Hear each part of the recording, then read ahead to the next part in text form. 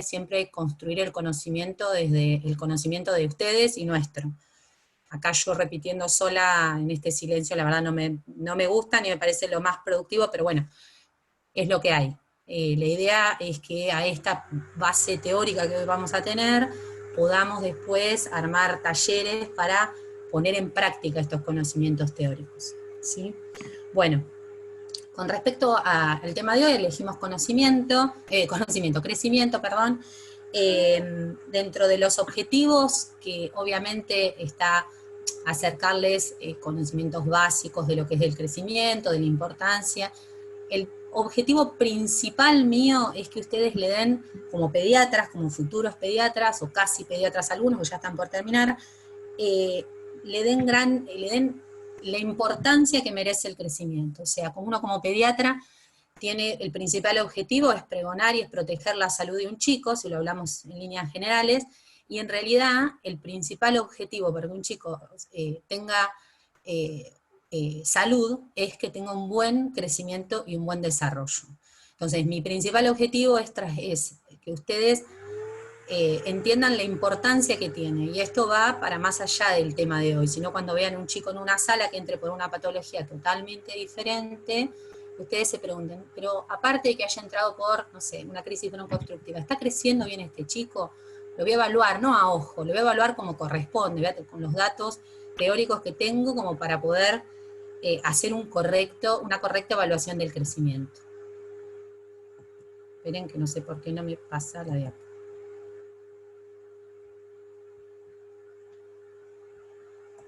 Ahí está. Bueno, podemos definir el crecimiento como la secuencia de modificaciones somáticas que sufre un organismo biológico que se explica como el aumento en el número o tamaños de las células que componen los diversos tejidos del organismo. Esto es una definición, hay varias, muy similares, algunas comparten algunas cosas, otras, pero lo importante que tenemos que tener en claro que el crecimiento es un proceso continuo y dinámico. ¿Qué significa? Un chico desde que nace, desde que se forma, desde que se concibe, hasta que se transforma en adulto, está en constante crecimiento. Y a su vez es dinámico, porque no todos los tejidos del organismo van a crecer al mismo tiempo. Y no todas las etapas de crecimiento de ese chico van a ser similares. Vamos a tener etapas de crecimiento muy acelerado y etapas de crecimiento no tan brusco, no tan rápido, y a su vez dentro de esa franja etaria donde el chico crece, puedo tener lo que se conoce como crecimiento saltatorio. Puedo enganchar un chico hoy, medirlo, que quizás haya medido el mínimo dentro del rango de su normalidad, y quizás lo engancho dentro de 2-3 meses y aceleró ese crecimiento y creció quizás hasta por lo que no había crecido en ese control anterior.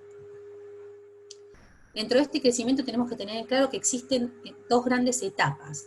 Una primera etapa, que es la etapa prenatal, y esta es la etapa de máximo crecimiento y desarrollo del ser humano.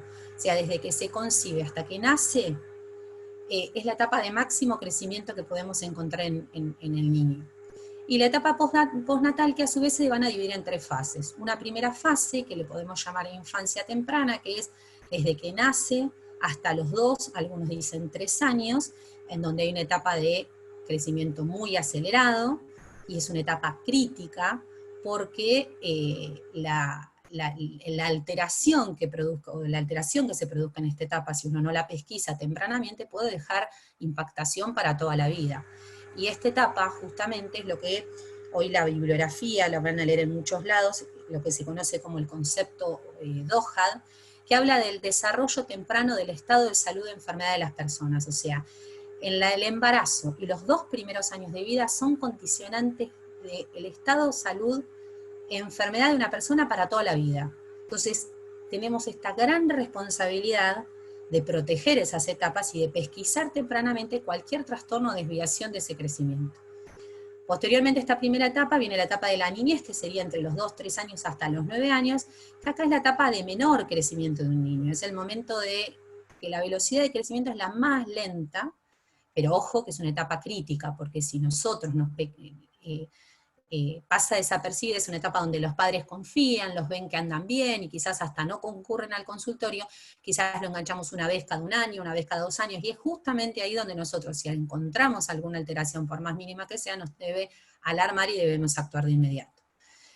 Y por último, la etapa de la adolescencia, que es de nuevo una etapa de crecimiento muy acelerado, que transcurre desde los 9 años hasta la adultez, y también allí es donde debemos objetivar cualquier mínima alteración porque el impacto puede ser importante.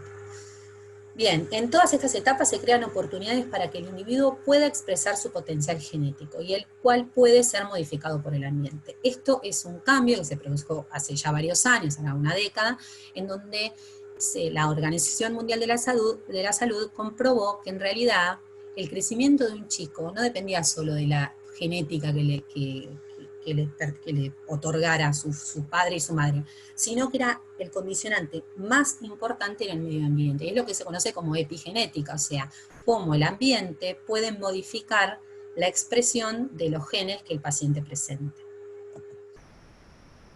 Entonces, debemos darle gran relevancia al control y seguimiento del proceso de crecimiento de un chico con el objetivo de identificar niños con riesgo nutricional. Y acá quiero poner en claro esto. Yo necesito, o sea, uno debe diagnosticar al chico con riesgo nutricional y no al chico enfermo o al chico impactado. Ejemplo típico, yo tengo un chico que tengo la suerte de seguirlo desde que nace y hacer el seguimiento longitudinal a lo largo de toda su vida de su crecimiento. Entonces yo debo detectar, vamos a poner un ejemplo bien concreto. Tengo un chico que yo lo alimento con teta, a los 6 meses le incorporo el gluten y más o menos al año, 2 meses, año, 3 meses se empieza a alterar el peso. Yo lo veo objetivo que el peso no está creciendo como venía creciendo, no estaba creciendo acorde a lo que estaba, a lo que venía creciendo él y a lo establecido. Yo ahí lo voy a citar a control y debo empezar a pensar si estoy frente a una normalidad o estoy frente a una alteración. Ahí debo yo como pediatra actuar, ahí debo decir, bueno, ¿este chico le está pasando algo? ¿Realmente está creciendo como corresponde o no? Sería tremendo para mí como pediatra si yo ese chico lo sigo como dije este ejemplo, desde que nace, y lo encuentro a los 5 años cuando está impactado en talla, cuando tiene pelo raro y quebradizo, cuando tiene distensión abdominal, cuando hace heces mal absortivas, y me digo, estoy frente a un celíaco, porque ya tuve 3 años y medio de impactación en talla. Entonces yo debo detectar a ese chico que al año y medio ya estaba en riesgo nutricional, y no debo detectar a ese chico que ya esté impactado, que lo puedo mejorar, obvio, siempre hay un momento para mejorar algo, pero quizás ya no puedo recuperar ese tiempo perdido y ese chico no va a expresar su máximo potencial genético si yo lo detecto tardíamente. Bien, entonces la evaluación del crecimiento físico va a constituir una parte muy importante de la atención pediátrica y este es mi objetivo. Quiero que tomen conciencia de la importancia y la responsabilidad que tenemos como pediatras de evaluar el crecimiento de un chico, porque en realidad a través del crecimiento vamos a poder evaluar su salud en general. ¿Qué nos permite? Nos permite identificar niños con riesgo nutricional, nos permite medir el impacto de las distintas enfermedades y otros factores medioambientales sobre su desarrollo, nos permite instalar medidas terapéuticas oportunas, esto que le decía, si yo lo detecto al año y medio al chico, le saco el gluten y el chico va a ser un niño normal con un crecimiento acorde a su potencial genético. Si lo detecto tempranamente, probablemente no va a desarrollar su potencial genético como corresponde. Me permite tomar medidas de carácter preventivo, bueno, lo que ya dije, desarrollar tempranamente enfermedades y evaluar el estado nutricional tanto de individuos como de grupo de población. Podemos entonces decir que el crecimiento es el más importante indicador predictivo positivo de salud en niños y lo que me va a mostrar es lo que expresa la vía final común de todos los factores que la modulan, la nutrición, la salud y el bienestar general. Bien, esto es un gráfico que muestra cómo, lo que les decía hoy, es un proceso continuo y dinámico, pero no todos los tejidos del organismo, los sistemas van a crecer a la vez. Acá muestro algunos que son los más representativos, pero por ejemplo, nosotros sabemos que el crecimiento físico, que es lo que estamos hablando hoy, tiene su máximo crecimiento, no su máximo, pero una velocidad de crecimiento muy acelerada en los primeros 2 a 3 años de vida, después tiene tiene una etapa muy amesetada, que sería de los 2 a los 9 años, y luego el pico de empuje puberal. Fíjense, el tejido neural tiene un crecimiento sumamente acelerado hasta los 5 años de vida aproximadamente, después crece lentamente y después se torna una meseta. Y el tejido reproductivo, fíjense que tiene un crecimiento muy lento para en la adolescencia y en la pubertad hacer una aceleración muy importante. Bien, como les decía antes, tenemos el crecimiento, lo modulan factores intrínsecos que van a ser la herencia genética, el sistema endocrino y ciertas enfermedades que lo modulan, y los factores extrínsecos, que estos son los que nosotros tenemos que ir, donde nosotros tenemos que actuar, ¿sí? Y que está comprobado que hoy cumplen un rol primordial en la determinación de ese crecimiento. Entonces, tenemos, por ejemplo, el ambiente geográfico, obviamente no va a ser igual el crecimiento en las distintas regiones donde viva, el aspecto socioeconómico, lo sabemos todos, los aspectos, la actividad física, y esto es otro punto que yo quiero darle relevancia. Tenemos que promover la actividad física. Esto no significa ni competitiva, ni necesita que vayan a un club y hagan determinada actividad puntual. Obviamente, si existe la posibilidad y a esa actividad le sumamos recreación y el chico tiene un estímulo que hace que sea más fácil realizarla, mucho mejor. Pero tenemos que saber que el sedentarismo altera el crecimiento y altera el desarrollo de los chicos. Y obviamente los aspectos nutricionales, no solo la cantidad, sino la calidad. Y esto debemos fomentarlo desde el día que incorporamos, primero desde el día que fomentamos la lactancia materna exclusiva y desde el día que incorporamos la alimentación complementaria en los primeros, al quinto o sexto mes de vida. Bien, para realizar una correcta evaluación debemos tomar las medidas de realizar las técnicas antropométricas, que no es el tema de hoy porque sería muy largo, esto lo pueden leer en cualquier lado, pero sí lo que a mí me interesa, y lo vivo día a día en el consultorio de niños sanos, y lo padecemos nosotros, yo y ustedes, es que debemos tomar conciencia de cómo es la toma. O sea, uno debe tener, prestar mucha atención, realizar correctamente la técnica, para que esos datos que uno después va a trasladar a los estándares de referencia sean confiables, y para poder decir que esta curva que este chico dibujó, después yo pueda sacar determinadas las conclusiones correctas, y no decir, no, pero para mí en realidad sí no es, porque para mí está mal medido, está mal pesado, lo medí antes mal. Bueno, tenemos que prestar mucha atención, tienen que ser con los elementos correspondientes. No podemos medir un chico con una cinta métrica, no se puede medir porque el sesgo de información, el dato erróneo es altísimo. Entonces hay que tener los elementos correspondientes y las técnicas, tomar conciencia de la importancia que esto lleva. ¿Qué nos permite esta técnica antropométrica? Establecer patrones de vigilancia, tanto de crecimiento y obviamente de desarrollo, y siempre tenemos que llevarlo a estándares o nacionales o internacionales. Estas tablas de referencia son la herramienta que nos permiten la valoración de estas mediciones antropométricas, tanto a nivel individual como poblacional. Y lo bueno es que nos permiten una representación visual muy práctica para el seguimiento de ese chico. Nosotros podemos aprender y acordarnos que entre los 0 y 2 meses aumentan 40 gramos día, que después aumentan 25 y así sucesivamente. Pero en realidad cuando uno hace una gráfica, cuando uno los traslada a estas tablas de referencia, es fácilmente objetivable, y hasta aquel que quizás no tenga gran conocimiento puede detectar si el chico está creciendo como corresponde o está desviándose de la normalidad. Bien, esto para que tengan un poco de idea de dónde surgen las tablas que hoy estamos utilizando. Nosotros utilizamos las curvas, hoy en Niños Sanos, las curvas SOMS, ¿sí? De 0 a 5 años, y después las curvas de la Sociedad Argentina de Pediatría. Durante muchos años la Organización Mundial de la Salud fomentó el uso de estándares internacionales para aquellos países que no poseían curvas. O sea, había países que tenían curvas propias, como éramos, por ejemplo, nosotros acá en Argentina, y otros países que no tenían curvas propias. Entonces, ¿qué promovía? Promovía el uso de estándares internacionales, de los cuales lo que utilizaban eran las curvas del Centro de Control de Enfermedades de los Estados Unidos, pero estas curvas tenían algunas problemáticas que hizo que por eso en el tiempo fueran cambiando. Eran curvas en donde su muestra tenía un alto número de chicos alimentados con fórmula. A su vez eran chicos que no eran seguidos regularmente en forma mensual, sino que eran seguidos en forma trimestral. Entonces, ¿qué le pasaba a los pediatras? Cuando venía su paciente, los pesaban, los medían y lo trasladaban esas curvas, le daba que el paciente siempre estaba por debajo de la curva de crecimiento indicada. Entonces, ¿qué hacían? Incorporaban muy precozmente la alimentación con fórmula. Esto, con el tiempo, ¿qué fue pasando? Se fue contraponiendo a lo que la Organización Mundial de la Salud promovía. ¿Qué promueve? Promueve la lactancia materna exclusiva hasta los 6 meses, y desde los 6 meses en adelante la alimentación complementaria. Entonces, cuando la OMS comenzó a ver esta contraposición, le pidió a un grupo de expertos en la Asamblea Mundial de Salud del año 94 que desarrollaran nuevos estándares de referencia.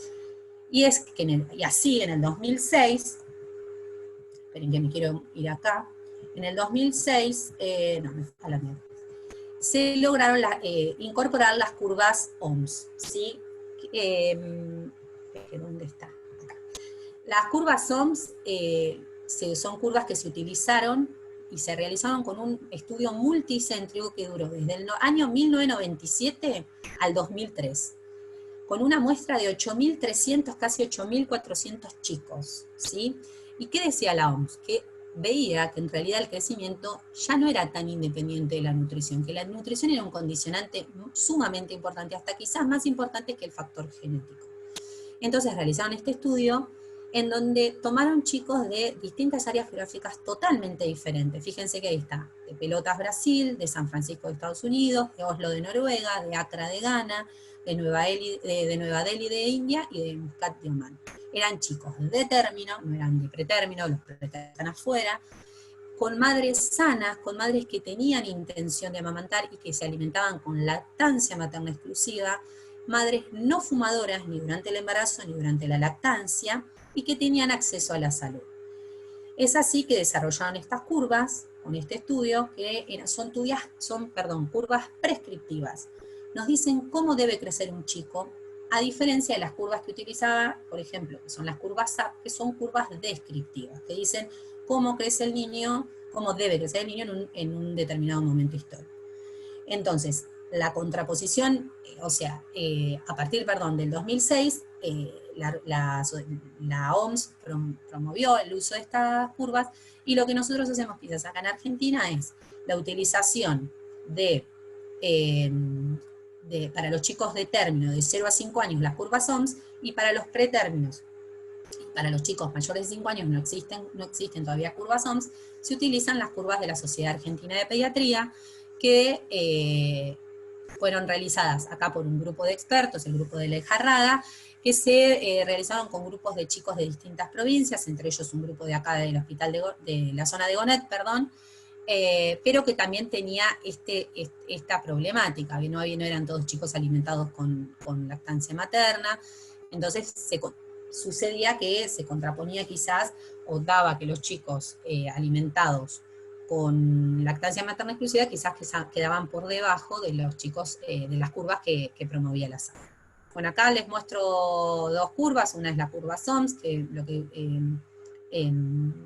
detalla de 0 a 5 años, y la de 1 a 19 años, las curvas de la SAP.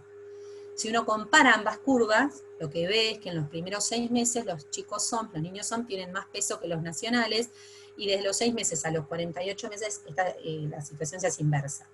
En cambio, la talla, en un comienzo ambas curvas son iguales, pero la de los niños SOMS a partir de los años tienen mayor talla que los niños OMS. Bueno, entonces, eso que más o menos traté de acercarles fue todo para que entiendan de dónde viene la base teórica, de dónde surgen las curvas, pero la idea es que cuando uno esté frente a un paciente pueda llevar a cabo y evaluar ese crecimiento y analizar ese crecimiento. Entonces, el crecimiento humano, yo les decía que iba a depender de 3 factores: del factor del programa genético, del medio ambiente y de la interacción entre ambos. ¿Voy muy rápido? No, está bien. Bien.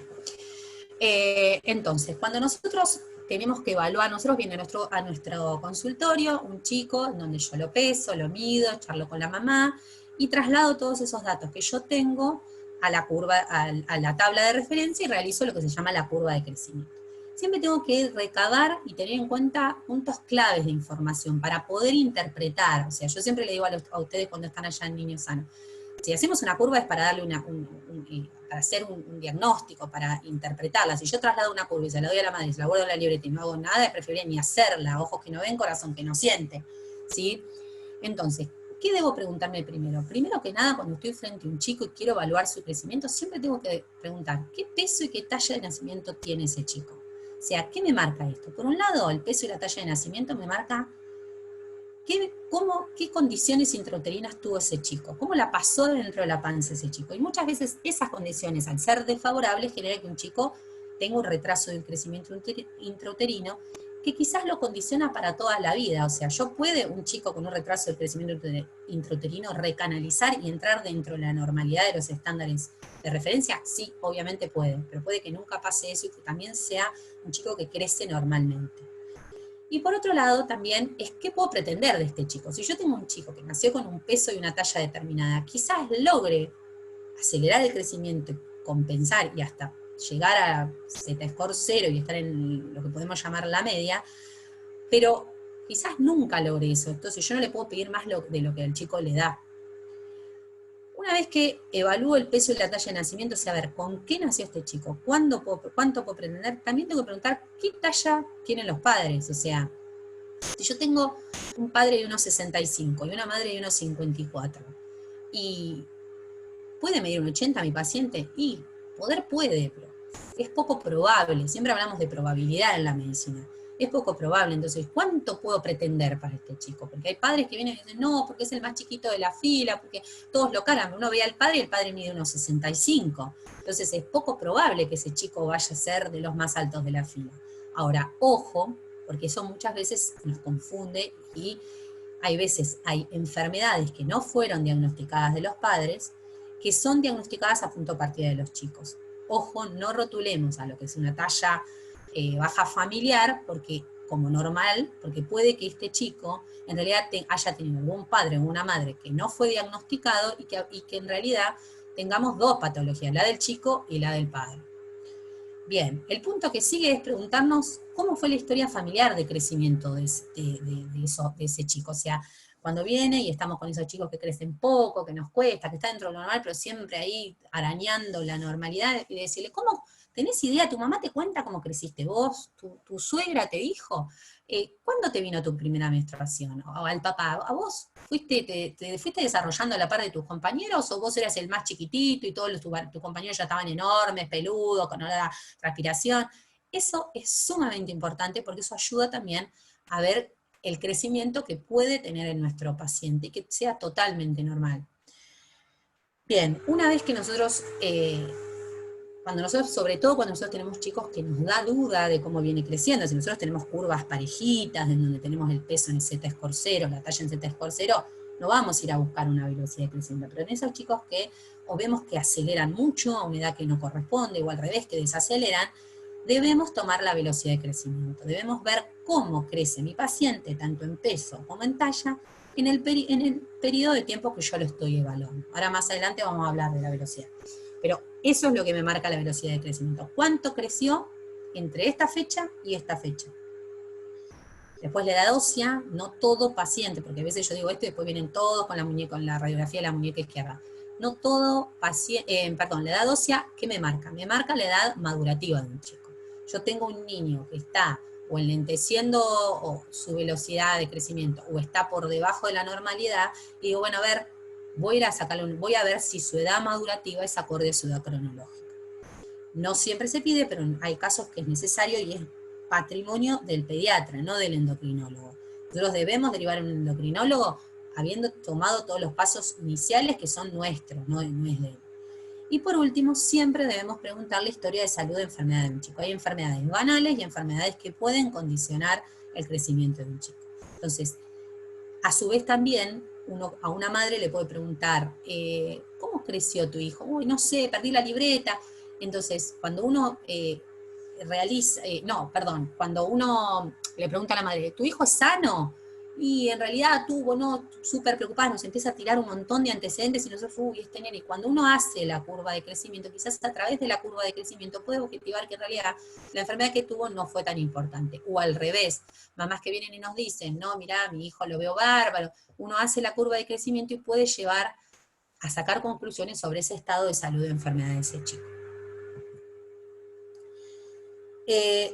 Pero ojo, tenemos que tener muy en claro que hay factores que nos pueden confundir y nos pueden llevar a diagnósticos erróneos o a realizar exámenes complementarios que no merecen. Y, por ejemplo, nosotros sabemos que entre el nacimiento y los 3 años es muy común el cruce de carriles y que la mayoría son normales. O sea, cualquier banalidad, cualquier enfermedad banal, instantáneamente me va a alterar el peso. ¿Sí? Y puede que un chico que venía creciendo por el Z+1, de golpe se me quede en el 0 y vuelva Eso es totalmente esperable en los primeros 3 años de vida. Entre los 12, en realidad un poquito más tardío, 18 a 24 meses, está lo que se conoce como la recanalización genética. ¿Qué es esto? Es cuando no hay una buena correlación entre el tamaño de los padres y el peso de nacimiento de los chicos, puede que recanalicen hacia arriba o hacia abajo en ese segundo año. Pero ojo, no es una meseta, no es una curva que se estanca totalmente. Es un enlentecimiento en esa velocidad de crecimiento en la cual venían, para luego volver a recanalizar y correr paralela a los estándares de referencia. Como hoy les decía, la etapa de los 3 años hasta la adolescencia es la etapa que debería mostrar una curva bien confiable y es la etapa donde más se ameseta el crecimiento. Por lo tanto, cualquier traspaso en esta etapa, en esta franja etaria, debe preocuparnos y debemos actuar de inmediato, ¿sí? Bien, cuando nosotros tenemos un chico, entonces lo primero que hacemos, lo pesamos, lo medimos, y lo primero que evaluamos generalmente en el orden es el peso corporal. El peso nos indica toda la masa corporal, nos expresa el estado nutricional global y no nos discrimina desnutrición actual de pasada. Generalmente refleja cambios recientes en ingesta de nutrientes, sobre todo en las edades más tempranas, y es el mejor indicador del estado nutricional a corto plazo. Existe una correlación con la talla, o sea, los chicos más altos tienen que pesar más y los chicos más bajos menos. Y esto es una pregunta típica en el consultorio. Ay, el hermano de él tiene 7 años, ¿cuánto debería pesar? Y cuánto debería pesar depende de cuánto mide y de cómo venía creciendo. Es difícil dar esa respuesta. Y durante los 2 primeros años es la medida antropométrica más sensible a los cambios nutricionales, ¿sí? Cuando la nutrición no es adecuada, lo primero que se altera es el peso. Ahí tenemos una curva de peso. Con respecto a la estatura, nosotros pesamos al chico, después lo vamos a medir, y ¿qué nos dice? Es la medición lineal, mide la longitud de los huesos, las variaciones en talla se relacionan bien con los cambios de la masa magra, y el déficit de talla-edad indica inadecuaciones nutricionales, emocionales o de salud acumulativa y de largo plazo. O sea, un chico que impacta talla no es un chico que se alteró su crecimiento o se alteró su ingesta hoy. Para nosotros tener una alteración en la talla tenemos que tener una anoxa que se prolonga en el tiempo. Y ese es nuestro objetivo. Nuestro objetivo es detectar que esa anoxa, cuando esa anoxa solo altera el peso, porque si no significa que se nos escapó la tortuga, o sea, un tiempo prolongado, si nos viene con impactación de la talla, algo se nos escapó. Si es que nosotros obviamente lo seguimos longitudinalmente como uno debería hacer con los chicos. Bien. Esto, la estatura, cuando es seguida longitudinalmente, es considerada como un excelente indicador del estado nutricional del niño a largo plazo, lo que les decía recién, y el crecimiento longitudinal medido en forma continua es la medida individual más confiable de una dieta adecuada. Ahora bien, yo tengo un peso, tengo un niño, yo no tengo ni un peso ni una talla, siempre debo adecuar ese peso para la talla, o sea, qué peso relativo tengo para una determinada talla, ¿sí? Y esto tiene que ver también porque el índice de peso para la edad, como indicador de estado nutricional, no es eficiente para la valoración de riesgo en los chicos que tienen retraso crónico en talla. Para ellos debemos utilizar la adecuación peso-talla, ¿sí? Y justamente la talla es la que nos va a ir determinando el peso óptimo que el chico va a tener en cada momento de recuperación. Existen curvas de adecuación peso-talla, donde uno traslada los datos y dice si está dentro de la normalidad o no, pero uno a partir de los datos del paciente puede sacar esta adecuación peso-talla. Entonces yo tengo un paciente X que tiene un peso y una talla, ¿sí? El peso real y la talla real. Entonces con la talla del paciente me voy y me fijo en el percentilo 50 a qué edad corresponde, ¿sí? Entonces parto de la edad, parto de la talla, me fijo en el percentilo 50, qué edad corresponde para esa talla. Allá, me fui. Luego, con esa edad, me fijo qué percentilo 50 corresponde, o sea, al peso en el percentilo 50 para esa edad. Entonces saco lo que sería el peso ideal para esa talla que tenía este paciente. Entonces lo traslado a la fórmula, y la fórmula lo que me dice es que tengo un peso real, que es el peso inicial del paciente, sobre el peso ideal, que es el peso para esa talla en el percentilo 50, por 100, y ahí me va a dar lo que es la adecuación peso-talla. Estas son las curvas de adecuación. Y podemos decir que la adecuación es normal cuando se encuentra entre 90 y 110%, mayor a 90 hablamos de sobrepeso, obesidad y obesidad mórbida, y menor a 90, perdón, mayor a 110, dije mal, es sobrepeso y obesidad, menor a 90 hablamos de desnutrición y distintos grados de desnutrición. Bien, ¿qué nos permite entonces la adecuación peso-talla? Nos permite seleccionar niños con desnutrición aguda. Y acá nos permite diferenciar dos tipos de niños. Los acortados, ¿sí? Son pacientes que han padecido una afectación crónica, que ahora tienen bajo riesgo actual, ¿sí? O sea, ahora están recuperados, y que su relación peso-talla es normal. ¿Por qué? Porque tienen baja estatura, entonces la relación nos va a dar normal, ¿sí? Y los emaciados, que estos son los que nosotros tenemos que pesquisar, que son niños que tienen desnutrición reciente, o sea, desnutrición aguda, y que tienen alto riesgo de enfermar, y que si nosotros los pesquisamos, la recuperación es más rápida. Y lo que nos va a dar es una relación peso-talla baja. Bien, otra forma de asociar el peso a la talla, porque nosotros acuérdense que no tenemos ni un peso ni una talla, tenemos un paciente, es el índice de masa corporal. Lo sacamos con lo que sería el peso sobre la talla al cuadrado. Tanto el CDC como la Academia Americana de Pediatría lo recomiendan para detectar sobrepeso y obesidad, pero tenemos que tener en claro que no es una herramienta diagnóstica. O sea, yo con un índice de masa corporal elevado no puedo decir que estoy frente a un obeso. Siempre debe estar acompañado de los pliegues cutáneos, de la toma del perímetro de la cintura, y con eso sí puedo decir, bueno, tengo este índice de masa elevado y estos pliegues, este perímetro aumentado, puedo decir que estoy frente a un chico con sobrepeso o obesidad. Bien, acá están las curvas del índice de masa corporal. Lo ideal sería que uno haga un seguimiento longitudinal también de índice de masa, y es la mejor manera de evaluar el crecimiento de ese chico. Pero ojo, porque un incremento brusco en el índice de masa corporal, independientemente del valor inicial, o una ganancia en 2 puntos en un año, es considerado indicador de riesgo de sobrepeso. Y esto volvemos a lo inicio.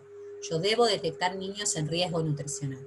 Y esto va, si yo tengo un chico que venía con un índice de masa corporal entre el -1 y el 0, y de golpe en el índice de masa se me va a casi +1, sigue estando dentro del peso saludable, porque entre 0, z por 0 y +1 podemos definir como peso saludable, pero este chico venía del -1, entonces con este chico debo actuar hoy. No es que actuar significa quizás recomendar actividad física, reducir la dieta. Esto está pasando con el aislamiento, con la cuarentena. Estamos viendo muchos chicos que al haber reducido la actividad física, al estar sumamente sedentario, todo el día en la casa, con el consumo mucho más importante de pantalla, nos está pasando esto, ¿sí? Es uno de los efectos de la pandemia, de la cuarentena. Bien, y por último, mención aparte, y creo yo muy importante, está la talla, ¿sí? Nosotros, la talla tiene que, o sea, siempre debemos prestar mucha atención. Cualquier impacto en talla habla de que algo hace rato está pasando, pero primero que nada, tenemos que, cuando uno evalúa la talla, se tiene que hacer 2 preguntas el médico, el pediatra. Primero tiene que preguntarse si el chico está creciendo normal para la edad. Y segundo, responder si el niño está creciendo a una velocidad de crecimiento normal. Entonces, tanto la estatura y la velocidad representan 2 tipos de información bastante independientes entre sí, pero que a su vez se conjugan. Podemos tener distintas situaciones. Yo puedo tener un niño con baja estatura y velocidad de crecimiento normal. Este es un chico que, por ejemplo, es un retraso del crecimiento intrauterino, o sea, tiene una baja talla porque lo impactó algo durante su vida prenatal, pero salió, el medio extrauterino es favorable, las condiciones son buenas y el chico crece normalmente. Sí, creo que es el chico que hoy menos me preocuparía. Luego puedo tener un chico con estatura normal, yo lo traslado a los estándares de referencia, tiene una estatura normal, pero su velocidad de crecimiento está anormalmente lenta. Y en este es donde yo tengo que actuar. A este debo pesquisar en forma temprana, ¿sí? Porque por más que esté dentro de la normalidad, hoy, en este periodo que yo estoy analizando, está creciendo por debajo de lo que debería crecer. Y el peor de los casos, cuando tenemos una estatura y una velocidad, ambas patológicas, un retraso de crecimiento intrauterino que le tocó ser celíaco encima y yo no me estoy dando cuenta. Entonces la talla futuro de este chico, si yo no lo pesquiso en forma temprana, va a tener una talla sumamente impactada. Bien. Como les decía, la velocidad de crecimiento la definimos como el incremento en peso o talla por una unidad de tiempo. Se calcula a través de dos mediciones separadas por un intervalo de tiempo. Este intervalo de tiempo no debe ser en talla, hablo, ni menor a 4 a 6 meses, ni mayor a un año, ¿sí? Nos indica el crecimiento alcanzado en ese periodo de tiempo analizado, y tenemos dos formas de calcularla. A través de la fórmula, que después vamos a hacer talleres como para que esto sea, porque esto hay que aprenderlo en forma práctica, con el paciente, con un caso concreto, o a través de la curva, indirectamente por la pendiente, yo puedo decir que este chico está creciendo bien o no. A través de la fórmula, que como son dos mediciones, yo tomo la talla 2, que sería la última medición que tengo, menos la talla 1, sobre la edad decimal, no es edad cronológica, uno debe pasar de edad cronológica a edad decimal, es otro día lo vemos, 2 menos la edad decimal 1, ¿sí? Esto me va a dar cuántos centímetros creció este niño en el año, por tiempo, o sea, en edad decimal, ¿sí? Esta es la curva, cuando uno saca con la fórmula y evalúa cuánto creció este chico, lo traslada a las curvas de velocidad de crecimiento. Y si ustedes ven, no sé por qué acá está, es una curva que arranca con una gran desaceleración, ¿sí? Pero sin embargo, si ustedes piensan, los 2 a 3 primeros años de vida son los de máximo crecimiento. Lo que pasa es que si uno ve y compara la velocidad de crecimiento de los 2 a 3 primeros años de vida con respecto a la prenatal, es mucho menor esa velocidad de crecimiento. Después tiene una velocidad de crecimiento muy lenta, que se la da entre los 2 y los 9 años con una meseta, para observar esta aceleración, que es lo que se conoce como el pico de empuje puberal, ¿sí? Cuando uno saca la velocidad de crecimiento con la fórmula, traslada el dato que llega, el dato que sacó a través de esta fórmula, lo traslada a esta curva y se fija si está dentro de la normalidad. Pero como les decía antes, también podemos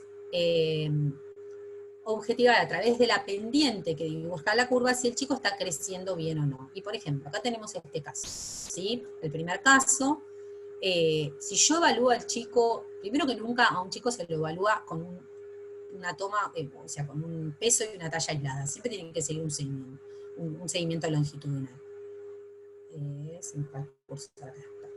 Si yo evalúo a este chico en el último punto, a los 5 años, le digo, ¿cómo crece mi hijo, doctora? Y crece bien, está dentro de los estándares. Podemos decir por este punto que está dentro de los estándares.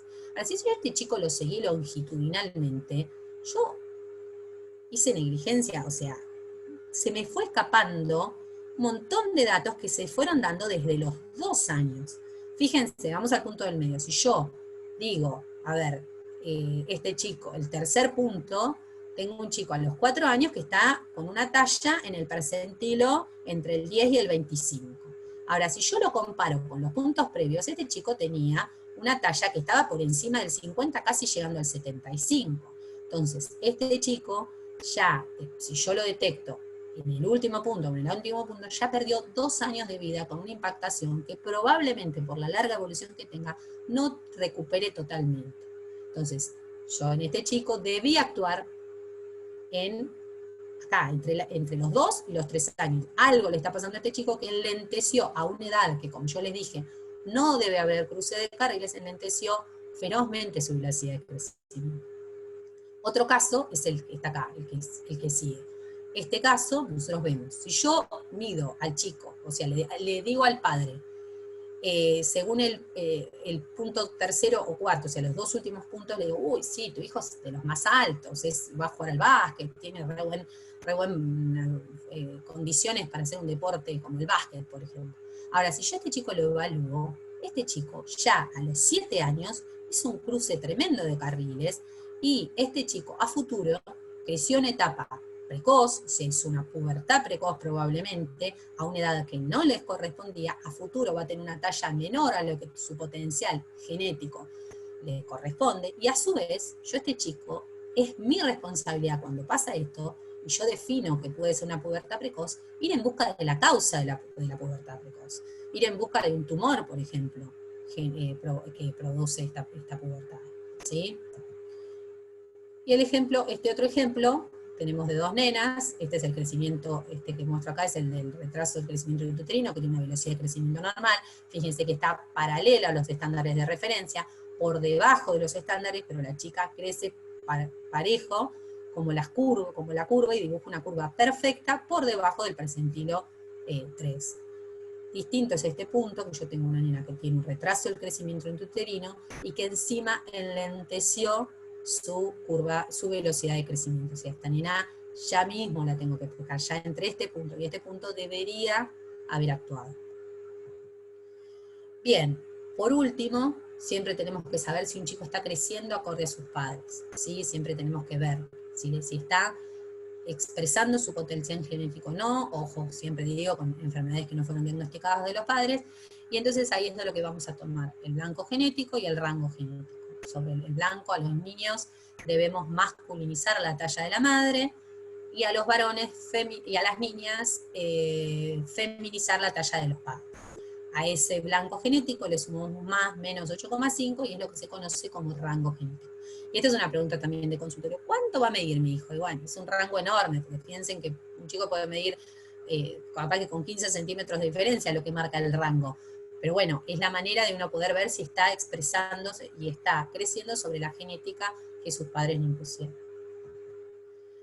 Bien, como conclusión, entonces el seguimiento del crecimiento del niño de la manera descrita es un excelente instrumento para supervisar su salud general y evolución. Uno a través del crecimiento puede, como les decía, es un indicador predictivo de salud de un niño. O sea, yo veo un niño que crece bien y probablemente haya tenido buena salud a lo largo de toda su vida. El crecimiento del peso corporal es la medición más empleada, es más sensible a variaciones vinculadas con enfermedades menores, con alteraciones del apetito y con alteraciones emocionales. No se olviden del medio ambiental y emocional. Las variaciones de la estatura son menos sensibles a los factores mencionados, pero puede decirse que si un niño tiene disminuido su crecimiento en estatura, debe estar afectado por alguna enfermedad o problema de carácter grave o medioambiental o emocional grave. Y esto lo vemos en los chicos institucionalizados. ¿Sí? Impactan el peso y llegan a impactar la talla. Siempre es indispensable adecuar el peso a la talla del paciente para poder diferenciar si estamos frente a un crecimiento adecuado o una impactación aguda o crónica. Y por supuesto ver si es acorde a su potencial genético. Evaluar la velocidad de crecimiento, ver si es normal. Y como conclusión quiero que no se olviden de estos primeros 1000 días, que son el embarazo y los primeros 2 años de vida. Tenemos una gran responsabilidad como pediatras porque está comprobado y hay mucha bibliografía que habla que en estos primeros 1000 días son condicionantes del crecimiento y desarrollo de la edad adulta, de las enfermedades que una persona tenga en la edad adulta, esto les decía hoy del concepto DOHAT, que es el desarrollo temprano del estado de salud de enfermedad de las personas. Por más que yo a los 40 me ponga a hacer me ponga fitness y salga a correr y me cuide en la dieta, si yo hice durante estos primeros años de vida desarreglos o tuve una mala dieta o no tuve un medio ambiente favorable, está comprobado que aumenta el riesgo de enfermedades crónicas no transmisibles de la adultez. Por suerte el crecimiento tiene un alto poder autoestabilizante, que existe una gran capacidad de recuperación cuando deja de actuar ese factor que lo está alterando, pero no siempre la recuperación es total, va a depender de la edad que se produjo esa anoxa, de la duración, y eso va a depender de nosotros, de pesquisarlo en forma temprana y de la intensidad. El retardo en edades muy tempranas o de larga duración puede dejar deficiencias permanentes o de recuperación total, y el ejemplo más claro es el crecimiento del cerebro. Y esto es lo que también tenemos que concientizar a los padres, sobre todo con la calidad de dieta que le dan a sus hijos. Fíjense que a los 6 meses el cerebro del niño pesa el 50% del adulto, a los 12 meses el 60% y a los 18 meses el 75%. Un buen crecimiento condiciona un buen desarrollo y condiciona un óptimo estado de salud en la adultez.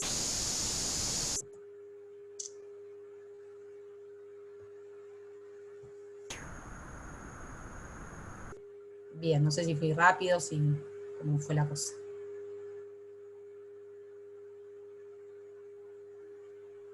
Muy bueno, Ana, muy claro. Bárbaro. Obviamente que esto es muy teórico, lo ideal es esto llevarlo a la práctica, obviamente en el consultorio lo hacemos mucho, pero creo que la mejor manera de no olvidarse, porque pasan 3 meses por niño sano y después, es que todos los pacientes que pasan por el hospital de niños deberían tener una evaluación del crecimiento. Obviamente, si nosotros vemos curvas muy confiables con chicos que andan en tetascore +1 en peso y talla, quizás toda esta evaluación ni mereces, creo que hasta puede llegar a ser una pérdida de tiempo, pero en los chicos donde uno ve curvas que no parecen tan confiables, es importante la evaluación exhaustiva. Y a su vez, creo que habiendo estado internado en un hospital como el nuestro, no debería después el chico detectarse en otro lado, habiendo estado internado, no debería detectarse posteriormente retrasos del crecimiento o aceleraciones del crecimiento. O sea, es una oportunidad cuando el chico esté internado de también pesquisar lo que quizás no pasó en los controles anteriores. Hay chicos que lamentablemente, por eso digo, la franja etaria desde los 2 a 3 años hasta los 9, es una franja que la madre, si lo ve bien, no concurre. Y en realidad hay veces que hay chicos que, como eran muy gorditos de un inicio, después se los ve bien nutridos, pero impresionan bien nutridos, impresionan en buen peso, pero quizás se están desnutriendo y pasan desapercibidos. Entonces, en la internación tenemos que tratar de pescar, de enganchar a estos chicos y hacer una buena evaluación.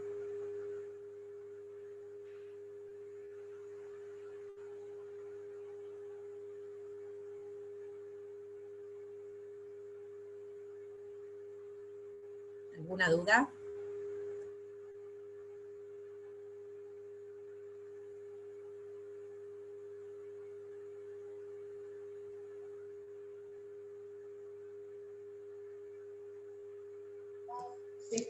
Gracias, Ana.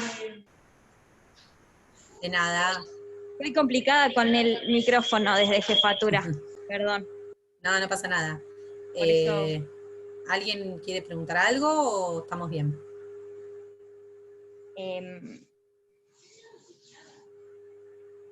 No, Ana, qué importante eso que dijiste, de esos 1000 días, que algunos le hablan de Sí. los 1000 días de oro, Sí. 1000 días de platino, bueno, que la importancia que se lo ha dado a todo lo intrauterino y esos 2 primeros años de vida. Y después lo que has mencionado de los factores emocionales, cómo pueden impactar sobre el crecimiento. Y me acuerdo de unos estudios en donde hacían una correlación con la hormona de crecimiento. No sé, ¿eso es así, Ana? ¿Puede...? En realidad, a ver, en los primeros 2 años de vida el crecimiento está mucho más condicionado por la nutrición. A partir de los 2 años ahí empezaría a actuar con mayor preponderancia la hormona de crecimiento. Sí. Cualquier factor que altere el medio del chico puede alterar indirectamente, y no tan fácilmente, pero indirectamente la puede alterar a la hormona de crecimiento. Sí. Otra cosa importante que no dije, pero por ejemplo, cuando nosotros hablamos del sueño, y por ejemplo los chicos que quizás están institucionalizados, o chicos que están con los padres pero la calidad de vida es mala, porque hay malos vínculos y alteran también el sueño, también pueden tener alteración a nivel de esta hormona. Porque durante el sueño es donde se produce la hormona de crecimiento y puede alterar a largo plazo el crecimiento de un chico. Sí, no es lo que primero ocurre, obviamente, pero sí. Sí, lógico. Che, Ana, y bueno, con todo este lío de la pandemia, los chicos han hecho unos desarreglos enormes. Totales. Con el tema de sueño, a veces te pones a interrogar eso y ves cosas que no podés creer, chicos pequeños que se están acostando 2, 3, 4 de la mañana. Sí, una cosa de loco. Por eso yo creo, estamos nosotros ahí en el IDIP, estamos haciendo empieza ahora un protocolo que mide justamente el impacto de la cuarentena en el crecimiento y en los hábitos de los chicos. Y una es el sueño, la alimentación y cómo impacta todo esto en el índice de masa corporal. Y es impresionante, o sea, ya empezamos a ver chicos que aumentaron muchísimo de peso y esto está vinculado todo, o sea, no es solamente con la ingesta, es la ingesta, la no actividad física, es los trastornos, o sea, es esto, es la alteración en el ritmo circadiano, porque se duermen a cualquier hora, se levantan a cualquier hora. Vamos a ver qué resultados nos da, pero ya hemos visto varios que es impresionante la alteración que generó. Piensen que ya vamos 8 meses de esto, o sea, es un montón.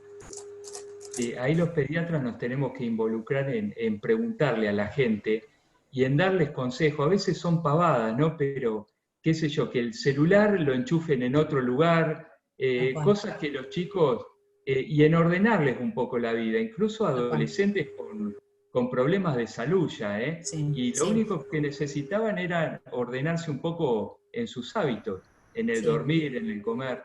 Pero bueno, Ana, muy, muy interesante y qué bueno que hayan iniciado ese estudio, ¿eh? Vamos a ver sí, después vamos los a ver qué da, resultados. pero yo creo que nos vamos a sorprender bastante. Bueno, Ana, muchas gracias. Bueno. Bueno, gracias, Ana. Bueno, saludos a todos. Muchas gracias. Saludos, que anden bien. Ahora, antes que se vayan, aprovecho y les cuento que, o sea, después de esta clase de Ana, que fue espectacular, re clara, re práctica, vamos a empezar ahora con los talleres de este tema. Si bien es un tema que hay que practicar un montón, tanto en la consulta, en el hospital todos los días, en el consultorio, también hay que sentarse a empezar a practicar estas cuentas y todo, y no dejar de hacerlo nunca, porque si no después nos lo vamos olvidando. Así que ahora los chicos de tercero estuvieron preparando unos casos clínicos para ver con los chicos de primero en grupitos reducidos, que a partir de hoy les vamos a mandar, así se juntan de a pequeños grupitos de a 5, a empezar a charlar casos clínicos y poner en práctica todo esto. Así que bueno, eso comenzamos a partir de hoy. Yo algo que les quiero decir, que allá el IRIP, el salón de actos es bastante amplio y si es necesario, necesitan, se puede armar ahí, no digo con un número enorme, pero digo, para juntarse ahí se puede, no tarde, no hay ningún problema. Claro, está bueno. Capaz que para los chicos que estén allá, sí, eso sí, verdad. Eso sin dudas. Sí, Luz, pero me quedé pensando en eso que dijiste, Sí. viste, hemos pasado por muchas etapas. Antes no era inadmisible que un chico en la historia clínica sí o sí tenía que estar la curva de crecimiento, ¿no? Y bueno, tratar de comprometernos en eso, en que cada chico tenga su curva y como dice Ana, con una interpretación. Crecimiento normal, peso normal, y cuando no es normal, nosotros como médicos tratar de decir por qué no es normal, ¿no? Pero nos podríamos comprometer a eso. Sí, y por hasta después supuesto. hacer un estudio descriptivo, ¿no? Bueno, estaría bueno, sí. Sí, desde ya, que todo paciente internado tiene que tener la evaluación del crecimiento, la evaluación nutricional como corresponde, no solo por si crece bien, crece mal, sino también porque verlo desde cada paciente internado, cada patología, no va a ser lo mismo si ese paciente venía creciendo bien o venía creciendo mal. No. Perfecto, y eso la interpretación diagnóstica muy bien, del paciente. tal cual, eso me olvidé decirlo en la clase. Revisarlo. Tal cual. Eso me olvidé decirlo, que es algo re importante. No es lo mismo cualquier patología en un chico que venía creciendo bien a un chico que venía creciendo mal. Por ejemplo, una diarrea crónica. ¿Puede ser un celíaco? Sí, porque tenemos celíacos que crecen bien igual. Ahora, va a ser menos probable que sea un celíaco. Divide las aguas en dos grandes partes, del chico que crece bien con la patología que sea. Tengo un chico BOR, un cuadro bronquial atrás de otro, y que crece bien, que tenga una patología importante, seguramente no sea lo más frecuente. ¿Puede serlo? Sí, puede, pero es sumamente frecuente. Ahora, tengo un chico que tuvo un montón de internaciones, cuadros bronquiales, y encima no crece bien, mi alarma tiene que... Entonces, el crecimiento me divide al paciente pediátrico en dos grandes grupos. Y es el objetivo del pediatra, o sea, nosotros el crecimiento y el desarrollo lo tenemos que conocer de punta a punta y cuidar de punta a punta, es nuestra gran responsabilidad. Y es nuestro, yo digo, para mí es el papelón del año, que se me escape, se nos puede escapar algo chiquito que puede haber, hay cosas raras, pero lo muy básico lo tenemos que evaluar y saber y detectar. La madre nos traslada esa responsabilidad, nosotros la tenemos que tomar con conciencia. Tal cual. Bárbaro, perfecto.